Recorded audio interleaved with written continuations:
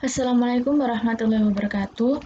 Perkenalkan, nama saya Waude Musmiardin Alamadi, NIM 072. Di sini saya akan menjelaskan mengenai kerangka konseptual untuk akuntansi dan pelaporan keuangan.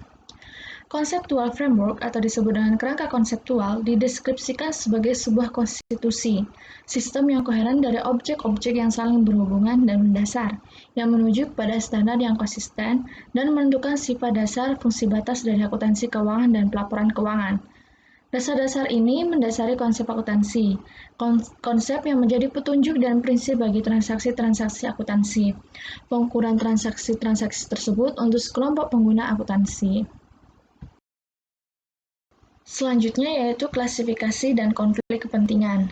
Perumusan tujuan akuntansi tergantung pada penyelesaian konflik kepentingan yang terdapat di pasar informasi, atau lebih spesifik lagi, laporan keuangan yang dihasilkan oleh interaksi tiga kelompok, yaitu perusahaan, pengguna, dan profesi akuntansi.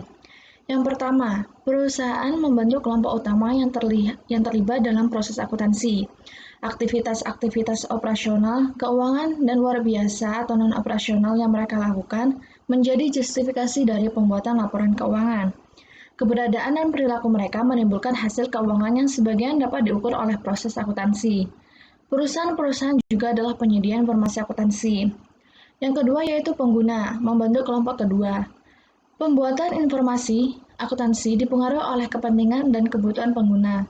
Meskipun tidak mungkin untuk mengumpulkan suatu daftar lengkap para pengguna, namun dapat dipastikan daftar tersebut akan mencantumkan para pemegang saham, analis keuangan, kreditor, dan badan-badan pemerintah. Yang ketiga yaitu profesi akuntansi. Membentuk kelompok ketiga yang dapat memengaruhi informasi yang akan dimasukkan ke dalam laporan keuangan. Para akuntan terutama akan bertindak sebagai auditor yang bertanggung jawab untuk memverifikasi bahwa laporan keuangan telah mematuhi prinsip-prinsip akuntansi yang berlaku umum.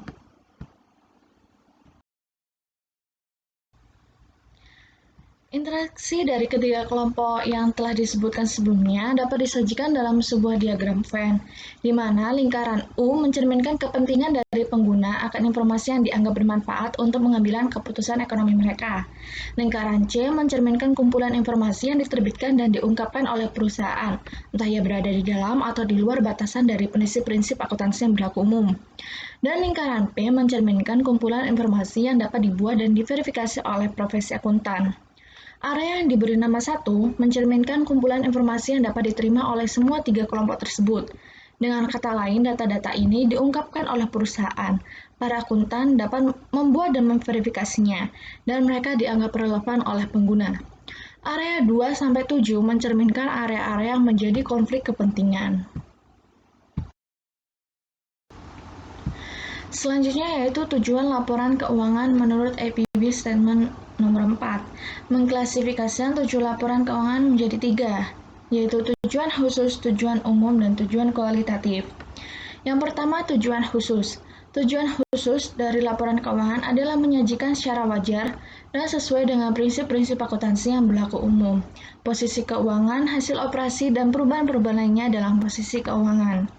Yang kedua yaitu tujuan umum. Tujuan umum dari laporan keuangan yaitu yang pertama, untuk memberikan informasi yang dapat diandalkan mengenai sumber daya ekonomi dan kewajiban dari perusahaan bisnis agar dapat mengevaluasi kelebihan dan kekurangannya, menunjukkan pendanaan dan investasinya, mengevaluasi kemampuan dalam memenuhi komitmen-komitmennya, dan menunjukkan berbagai dasar sumber daya bagi pertumbuhannya.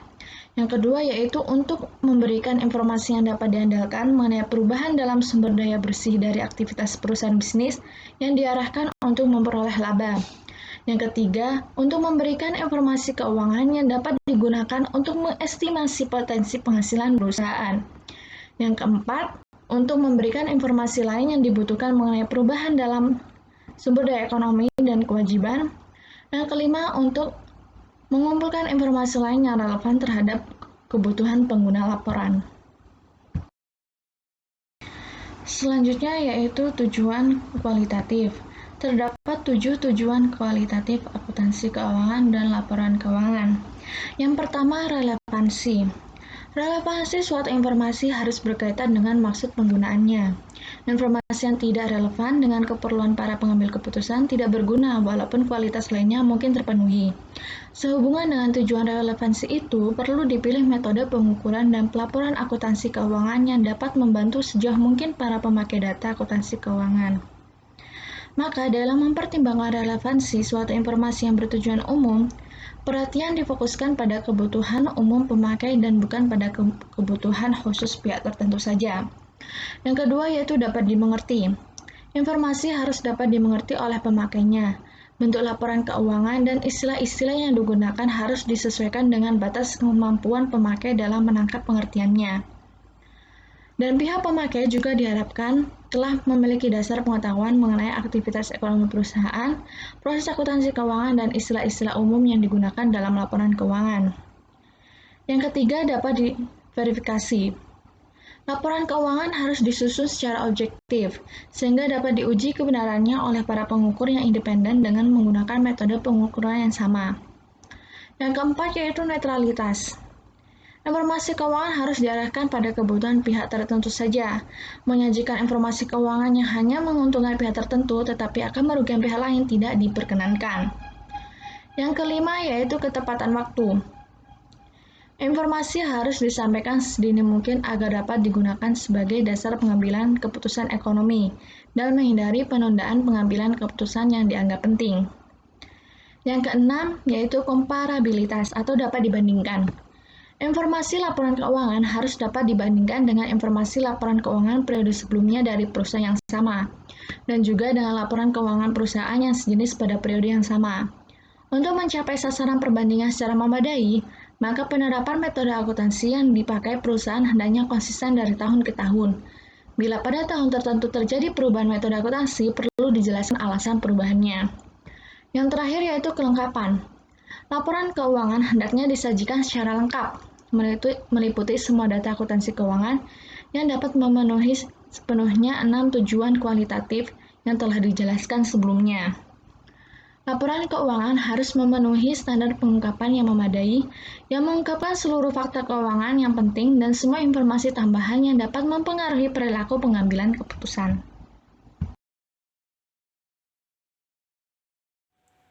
Selanjutnya, saya Tisatin NIM 055 akan menjelaskan terkait laporan keuangan studi mengenai tujuan laporan keuangan. Kelompok studi untuk pembuatan prinsip-prinsip akuntansi dikenal sebagai Komite WIT. Diberi tugas untuk memperbaiki dan meningkatkan proses penetapan standar. Laporan yang dihasilkan dari komite ini mencetuskan dibentuknya Financial Accounting Standard Board atau FASB. Kemudian kelompok studi yang kedua dikenal sebagai Komite True Board, ditugaskan untuk mengembangkan tujuan laporan keuangan.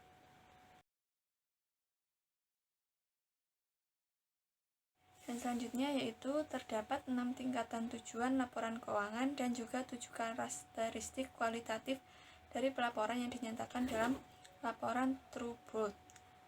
Tujuannya yaitu yang pertama tujuan dasar, kemudian 4 tujuan yang menyebutkan pengguna dan kegunaan yang berbeda-beda dari informasi akuntansi, kemudian 2 tujuan yang menyebutkan kekuatan menghasilkan perusahaan dan kemampuan manajemen sebagai jenis informasi yang dibutuhkan. Kemudian yang keempat, 1 tujuan yang menyebutkan sifat dari informasi yang dibutuhkan secara faktual dan interpretatif.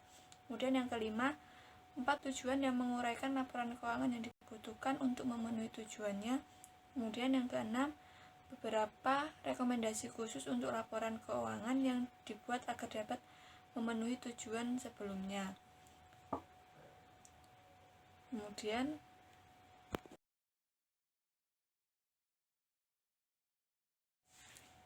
hakikat kerangka konseptual.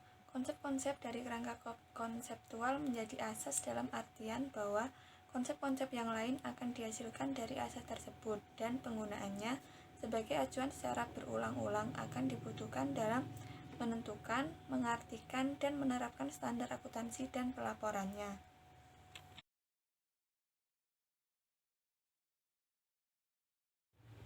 Selanjutnya yaitu masalah dalam kerangka konseptual. Yang pertama, pandangan mengenai laba atau penghasilan mana yang harus digunakan. Kemudian yang kedua, masalah pendefinisian. Kemudian yang ketiga, konsep pemeliharaan modal atau pengembangan biaya mana yang harus digunakan, kemudian yang keempat, metode pengukuran mana yang harus digunakan. Saya Nur Aziza, NIM 023. Kali ini saya akan menjelaskan mengenai perkembangan kerangka konseptual. Terdapat 4 tingkatan ruang lingkup kerangka konseptual, yaitu tingkat pertama, tujuan menunjukkan sasaran dan maksud dari akuntansi. Kemudian tingkat kedua, terdiri hal-hal yang fundamental meliputi karakteristik kualitatif dan definisi elemen-elemen laporan keuangan. Tingkat ketiga, terdapat pedoman operasional. Tingkat keempat, terdiri dari mekanisme penyajian.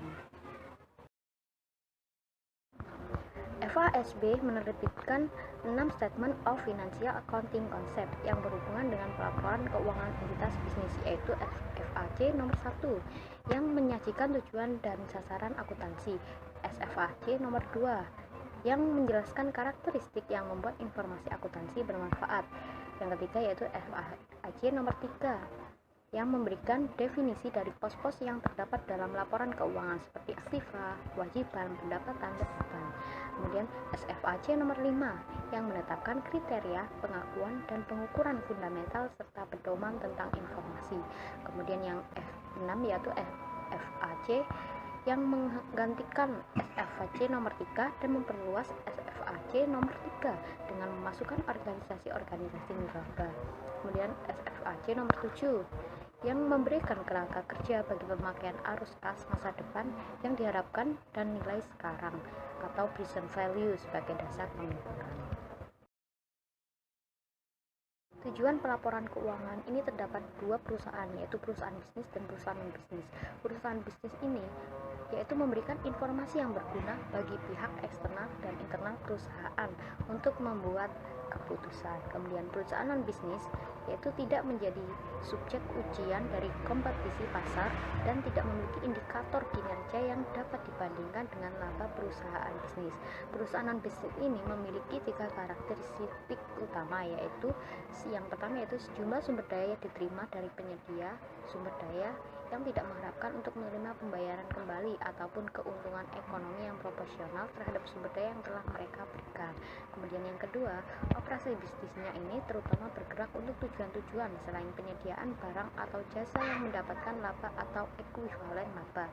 Kemudian yang ketiga ini tidak ada saham kepemilikan yang pastinya yang dapat dijual, dialihkan, atau ditebus atau yang akan menjadi hak atas bagian dari distribusi nilai sisa dari sumber daya pada saat organisasi dilikuidasi.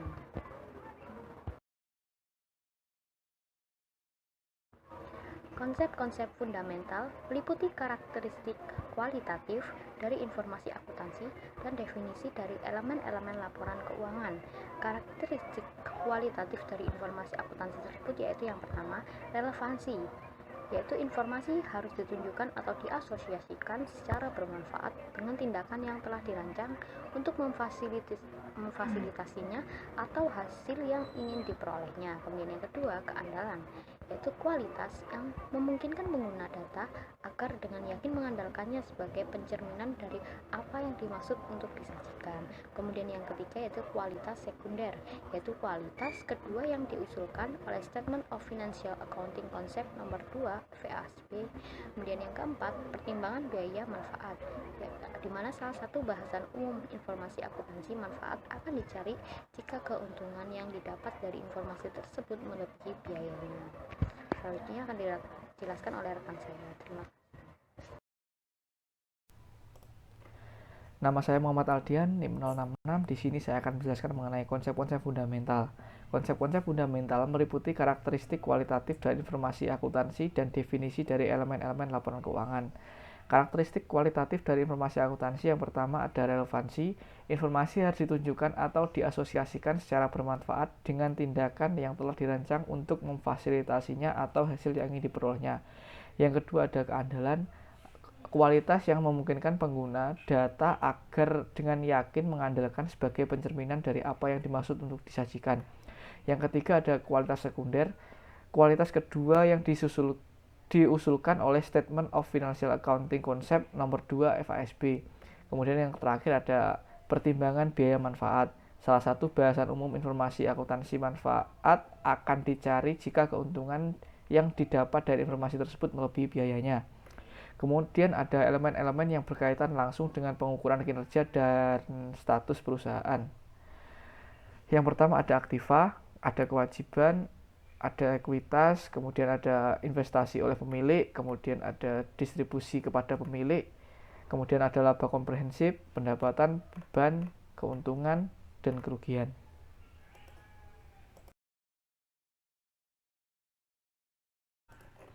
Selanjutnya yaitu laporan-laporan lain.